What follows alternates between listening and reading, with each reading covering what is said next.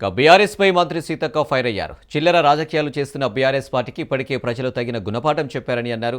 ములుగు నియోజకవర్గంలో 2 విడతలుగా జరిగిన గ్రామ పంచాయతీ ఎన్నికల్లో 89 గ్రామాలు కాంగ్రెస్ పార్టీ కైవసం చేస్తుందన్నారు.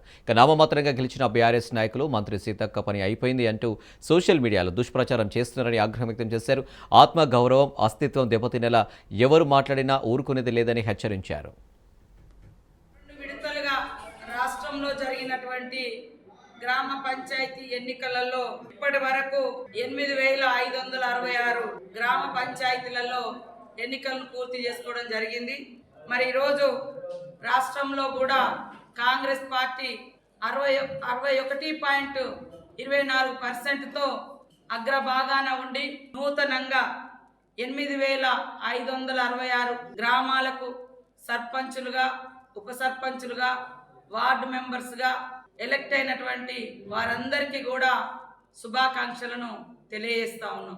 గత 2 సంవత్సరాలుగా బీసీ కులగణన చేపట్టి బీసీలకు 42% రిజర్వేషన్ ఇవ్వాలన్నటువంటి దృఢ సంకల్పంతో మా రాహుల్ గాంధీ గారి ఆదేశానుసారం మన ప్రియతమ నాయకుడు రేవంత్ రెడ్డి గారు మరి కులగణన చేసి అసెంబ్లీలో 42% కోసం తీర్మానం చేసి గవర్నర్కు పంపిస్తే మరి కేంద్రం ముందుకెళ్ళి అక్కడే ఆగిపోయింది ఆ బిల్లు. ఇప్పుడు కనుక ఎలక్షన్ నిర్వహించకుంటే గత 2 సంవత్సరాలుగా రావాల్సినటువంటి 3000 కోట్ల రూపాయలు ఆగిపోయి ఇప్పటికే గ్రామాలకు గత 2 సంవత్సరాలుగా నిధులు రాలేనటువంటి పరిస్థితులలో మరి రోజు మార్చి లోపు గ్రామ పంచాయతీలకు, మండల పరిషత్తులకు ఎన్నికలు అయితేనే పూర్తి స్థాయి మన నిధులన్నీ వచ్చే అవకాశం ఉంది. కాబట్టి ఆ ఉద్దేశంతో మరి మనము ఎలక్షన్స్ పెట్టి బీసీ బిల్ ఏదైతే పెండింగ్ ఉందో దానికోసం కేంద్రం పైన పోరాడుతూనే గ్రామాలలో మరి స్థానిక నాయకత్వాన్ని